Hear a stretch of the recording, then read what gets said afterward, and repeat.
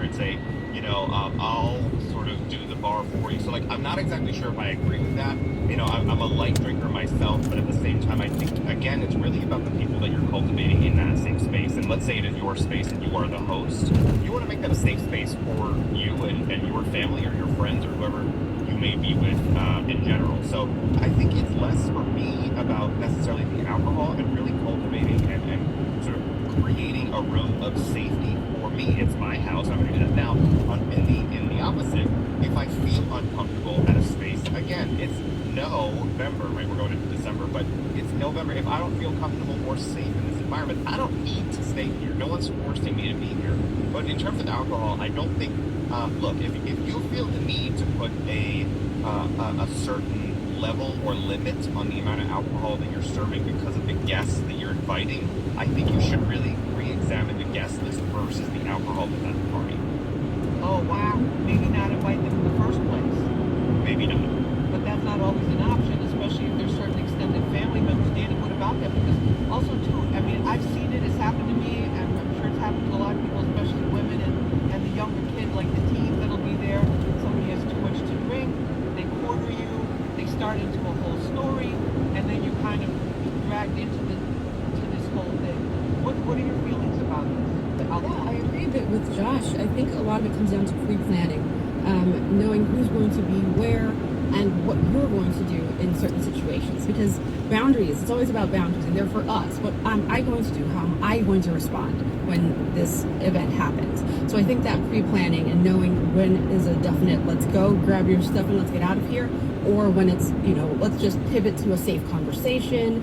So part of that is knowing who's in the room with you and if it is a safe space. And then it's less about policing the alcohol, but maybe policing yourself in certain situations and knowing when to hightail it or when to just curb the conversation elsewhere. But pre-planning and knowing your boundaries, I think, is crucial. Dr. Joe, what about that? Well, at our parties, and we do have, several get-togethers during the holidays. We make sure that we serve a lot of water and a lot of seltzer water, mineral water in between the drinks. If we have hard alcohol, it'll be maybe one bottle of a really great whiskey, but the rest of the time it's either going to be beer or wine. But agreeing with both of your incredible guests, both Danny and Josh, know who you're inviting. I know that I wouldn't invite someone with a drinking problem not because I don't want them to be there or that they're less than, only because I wouldn't want a situation to go out of control and want someone driving and drinking or whatever the case may be. Or if they do have a real drinking problem, you don't want them there because it's not good for them anyway. You're just, in ways enabling an illness. So, but I think we do need to be careful. But I think, we can drive the conversation. We can put down some ground rules as to what the talk will be. We can model that talk. We have all of these political talks, at my events. But I have to tell you, the spirit of Lisa Evers is always there because it's moderated. We make sure that if it's going in a direction that is about to be volatile, that we immediately change the direction. And there hasn't been a time where no one has said you did the wrong thing. They all say thank you for keeping us out of a situation that maybe we can make fools of ourselves. No, absolutely. And sometimes too, it's just excusing yourself. But what about if it's, if you're trying to be the ally to somebody who's clearly getting, I don't want to say picked on, but they're just you can tell they're being made to feel extremely uncomfortable because that person who's had a few too many and they can smell it on their breath and they're right there in their face. And a lot of times too, I've seen this happen with some of the teens. Some of the teens. It's like you step in and I would say, oh, could you come here with me? I need your help over here in the kitchen, or come with me. We need to go. We need to do this, or And if it's really, really bad, I'll be like, listen, we need to make a 7-Eleven run or a quick last minute run. We ran out of something, whatever it is. If it's one of the holidays where things go on for hours and hours and hours, but. Is that an effect? I mean, it's an effective technique, but is that a healthy technique, Danny? Absolutely, because it gives the person who is getting a little volatile a moment to cool down or redirect, and you've taken the teen or the other person out of the situation. So that's part of the pre-planning that I suggest to my clients is have a wing person. and know that, okay, if you see Uncle Charles getting too handsy, get that kid out of there, or whatever the situation may be. But having the boundaries, knowing what to expect, the if then type situations pre-planned, and having your wing people on guard to know, okay, time to shift, time to pivot. Exactly. What about topics? Because you know this year politics is going to come up, and people, and I really, especially after doing all the stories that I've done on this, it's like I don't assume because a person thinks a certain way or looks a certain way or speaks a certain way that they basically are going to have a certain particular point of view, because all of that obviously went out the window during the during the election season. So it's just really in terms of the questions, if somebody brings up politics or whatever, makes a very strong statement, what do you do about that, Josh? I love what Jenny said. I love a redirect, right? Like, well, what about this? Or have you seen this? Or, and I'm not talking politically, have you seen this? But have you seen, again, a movie? Or did you check out the latest tourist spot? Or I love this moment of being able to say, let's try this. Or maybe there's a new activity at the table that you can do. Maybe there's a game that you can play. Maybe something like that. I will say that I did, as many of us have, did get into a disagreement this political season. Obviously, it's very common, and it was hard because it was with my very best friend, and not to give too much away, but it was difficult in that I had asked, saying that we do not think the same, and I said respectfully, we can talk about everything else, and that's many topics, right? That's dating, that's life, that's travel, that's this, but I do not want to speak to you on politics, and I was getting pushback a number of times. I'm talking about 3 or 4 times, letting all the air out right now, Lisa. I got pushback a number of times, especially because I wasn't necessarily happy with the results of this last political election, to the point where that day I was getting taunted a bit. So my boundaries were being pushed as well. So in that moment, I had to really redirect, but also kind of go head on and say, look, we've had this conversation a number of times. I do not like it.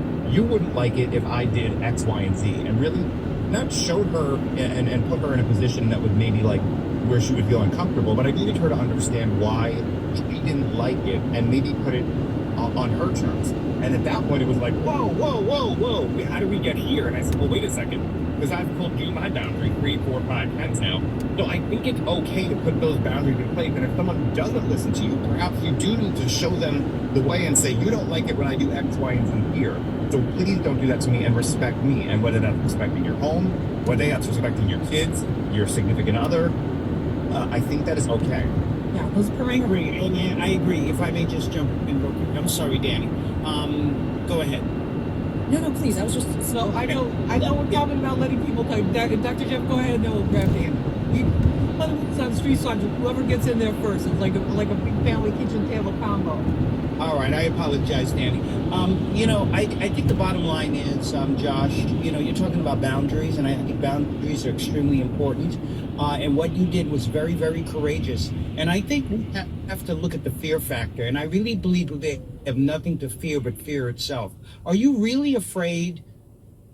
What are you afraid of asking a person, well, if you voted for this particular person and they want mass deportations, that the person that they voted for wants mass deportations, why are we afraid to ask that person who voted, well, are you aware that this person wants mass deportations? How do you feel about that? They may give you an answer that you're not satisfied with, or that you may not agree with, but they'll give you an answer from the heart. And if it's not an answer that reeks of evil or racism or xenophobia, then you may have more insight into that person. And if they do give you a racist answer or a xenophobic answer, that's when you pull the McBride technique and say, we stop here, we can agree to disagree, and let's go on to something else and approach this at a different time. I'm telling folks, don't be afraid to have the conversations, but put the rules down at the very beginning, know what the boundaries are, and know how to divert, how to digress, how to agree to disagree, how to maintain your relationships. Because at some point, things may go so far where you may have to say, I cannot be friends with someone or I have to cut off someone because their belief system is far more drastic than mine. All right. Let's hope it doesn't. Yeah, and I think that's like a risky but brave approach. But yeah, I want to come back to the boundaries idea that we've all been talking about. Is what if they don't respect your boundaries? What if you say to them, okay, well, I'd love to catch up with you and find out how work's going or how your family's doing or what you're into now, what kind of music you're listening to. I really don't want to talk about politics, and then they don't respect that boundary. What do you do? Yeah, so boundaries, I think there's a common thought that boundaries are for the other person, but boundaries are for me. What am I going to do if this happens or if that happens? So if they're overstepping the line of here's the parameter of what I will and won't speak about, if they're stepping over it, it's for me to respect my boundary and say, I'm going to hang up, or I'm going to go do XYZ thing. We can talk about this, but not that. And it's being firm, loving and gentle, but firm to let them know this is where I stand. And I think, Jeff, we said before it was kind of black and white and it's hard to find the gray. I think it's really important to remember that when emotions are high, your brain is not working the same. You're not hearing facts the same way. So I think it's really crucial that when emotions are high, especially talking about things like politics, religion, and money, we have to wait till the emotions are down, cortisol levels have decreased, everyone's back to calm before we start talking about these hot button issues to find that gray. Because I do believe we can find those shades of gray, but not when we're heated. So that part of That's right. holding your boundaries, holding your emotions. Calm down. Here's another whiskey. This should calm you. No, don't do that.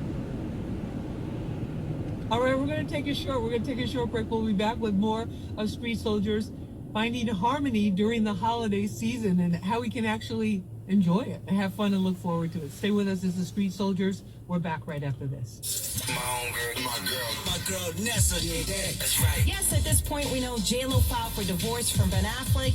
That's not stopping them from hanging out. Listen to this, Camilo. They were spotted together, heavy with the PDA, while enjoying some brunch, and this is according to Page 6. Nessa is not over. Here's the thing. Maybe marriage was just too much pressure for the both of them. It's a lot of paperwork. Feels like a business deal between them. Or maybe it's just cheaper to keep her. Nessa on Hot 97 from 3 to 7. Nothing beats a mid-flight drink. You could get something refreshing like champagne, or something savory like a Bloody Mary. With your $300 travel credit from Chase Sapphire Reserve, you can enjoy either in the comfort of some extra legroom, allowing you to stretch while you sip. Find the detail that moves you with a $300 travel credit towards a seat upgrade from Sapphire Reserve. Chase, make more of what's yours. Learn more at chase.com/Sapphire Reserve. Cards issued by JP Morgan Chase Bank and a member FDIC. Subject to credit approval. Terms apply. You don't have to be a gymnast to make your best friend's taste buds flip. Just bring them some Pepperoni Original Beef Dog Treats. To learn more about Pepperoni Original Beef Flavor Snacks, go to pepperoni.com. That's PUPPERONI.com. Traveling to see your fave sports team is cool, but traveling with Amex Platinum for the big game is even better. Right this way. With access to dedicated card member entrances at select events, you can skip the line. And with access to the Centurion Lounge, you can catch the next game on the way home. That's the powerful backing of American Express. Terms apply. Learn more at americanexpress.com/withAmex. Card member entrance access not limited to Amex Platinum Card. It's time to rewrite the vacation rules. With Royal Caribbean, your family can look forward to just about anything. Vibe off the charts on our private island perfect day at Coco Cay. And end the day knowing things are just getting started. Because this isn't just any vacation. This is all the vacations. Come seek the Royal Caribbean. Ships Registry Bahamas. For a one-time email and push notification from Amazon, just say, Alexa, send more info. That's Alexa, send more info. Get the most out of Medicaid with Health Partners plans. Medicaid coverage with $0 copays on all covered services and more. To learn more, visit hbplans.com/care. Health Partners plans. Trusted care where and when you need it. Finding the perfect gifts for everyone on your list takes time. And the holidays can get a little busy. So let Macy's help you get a jump on your shopping with our Black Friday sale happening right now. It's your chance to find the best deals on the best gifts before the holiday rush, like cozy puffers and coats and more of the season's best styles. So get your gifts at Macy's now, and when you're cool, calm, and collected during holiday crunch time, you'll have yourself and Macy's to thank. Savings off already reduced prices. Exclusions apply. There's a lot on the line in a divorce. Your home, savings, maybe even your kids. So, when you find yourself facing divorce and the unexpected directions it can take, you need a partner you can count on. I'm Rick Julius, a partner at Cordell & Cordell. Don't let divorce take more than it has to. Offices in Philadelphia, Radnor, and Allentown, Pennsylvania, and Mount Laurel, New Jersey. Rick Julius, licensed in Pennsylvania only. Michelle Ferrari, licensed in New Jersey and Pennsylvania. Online at CordellCordell.com. After you use bounce dryer sheets and realize how fresh, soft, less wrinkled, and less staticky your laundry can be, you'll want a sheet on it every time. Like those socks that smell like they've been through a marathon. Or that blanket that's got wrinkles on its wrinkles. Maybe even your chatty coworker who keeps distracting you. Okay, bounce dryer sheets can't do it all. But for fresher, softer, better laundry, Hey, walking hot dog down here. Don't you know who I am? Nathan's Famous. Born and bond on Coney Island. I am famous after all for my old beef. Nathan's Famous, made with 100% beef for a real bite of the pork. There's 29 seconds left in the half, and Jeff needs to make a game-time decision, folks. Will he get hangry in the second half? Boo! Or get sticky wings, layer dip, and icy bevs delivered through Instacart? The crowd cheers! Let's go! He's going for it, folks. He's hitting checkout and touchdown! Will he get the extra point with delivery in as fast as 30 minutes? Yes! The crowd goes wild! Woo! $0 delivery fees on your first 3 grocery orders. Offer valid for a limited time. Other fees and terms apply. Our new KFC 3-piece original recipe tenders, fries, and comeback sauce are just $5. A deal so tasty, our competitors might consider switching sides. So no one will recognize me if I say how much I love your 11 herbs and spices. Nope, I added a filter to your voice. Sounds like it's only on your voice. No, it's on your voice. Wait. Let the chicken tender battles begin. Try the new 3-piece original recipe tenders, fries, and comeback sauce for $5. Only at KFC. It's finger-licking good. Prices and participation may vary. Taxes, tips, and fees extra. Doing good by doing right. This is Hot 97 Street Soldiers, hosted by Lisa Evers. Welcome back to this episode of Street Soldiers. I'm your host, Lisa Evers. We're talking about finding harmony during the holiday season. A big challenge, maybe the biggest ever this holiday season. And we've got a great panel to get some real advice to help us navigate through it and to actually enjoy it and have some special times and maybe make some new fun memories. Joining us is Danny Fausch. She's a mindset coach. Also with us is Josh McBride. He's an entertainment host and lifestyle expert. Also with us is Dr. Jeff Gardier, board-certified clinical psychologist. What about always having an exit strategy if things get too heated? Dr. Jeff, is that avoidance or is that a No, it's not avoidance at all. It's sort of like knowing where the door is in the nightclub or in the movie theater. Right. No, it's taking a break. It's setting the boundaries that Danny talked about for yourself, but as well as others. And an exit strategy just says, we're going to take a pause for the cause. When we're calmed down or at another time, we can talk about this. We're going to try to preserve this relationship in any way we can. Of course, we're going to stay authentic. We're not going to give up on our own values. But, that exit strategy is there because he who runs, gets to live, another day, fight another day over that point that they want to bring up. Yeah, self-care, truly. I'm quick to say, I have a headache, I gotta go, and just take my kids and hightail it out when things get too tense. So I think everyone, again, pre-plan it, have your out when you know what you're gonna say when we're ready to go. You make eyes with your partner, like, it's time to head out, whatever it is. But I find that as self-care versus avoidance, because you can come around to the topic another time. Exactly. But in terms of saying to somebody, like, I'd really rather not talk about that, and then, as we've been discussing on the show, and then they don't respect that, then what do you do? Like, and especially if you're in a group setting, because, holiday season, where these things are happening in larger group settings, or maybe in somebody else's home, or someplace that you've traveled to, went to a long flight and travel, to get there. And what about that, Josh? Yeah, I think again, it's all about protecting your peace, right? And if that means, you know what, I have a headache. I'm gonna go find a Tylenol, even if you're not going to find a Tylenol, right? Or you know what, I actually have to run to the bathroom real quick, but we can pick this up and then don't have to pick it up because there's plenty of people there. I think it's all about protecting your peace. Does it mean that you have to walk out the front door and say, I'm never coming back to this house? Not really, it doesn't. But it does mean it's a redirect, right? Can I run to the bathroom? You know what, I'm gonna go get a little bit more of that apple cider that the host made, or let me just check on something in the oven, right? There's a way to redirect in that moment without being disrespectful. I think when it comes down to debating with somebody who maybe doesn't believe in what you believe, I think that is okay, but we need to, and the doctor said it, but I also think that there's a lot of misinformation and disrespect that comes out of these conversations, and that's what cannot be tolerated, especially during holiday season, really any season. We can have, and I'm sure all of us here have had respectful debates of someone disagreeing with you, but what's not going to be happening, at least in my house, is a disrespectful conversation or misinformation being brought up. We can have a conversation about politics,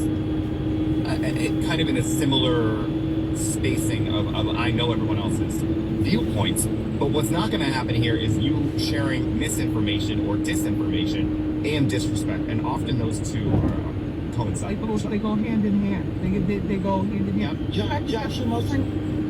Dr. Jeff, go ahead.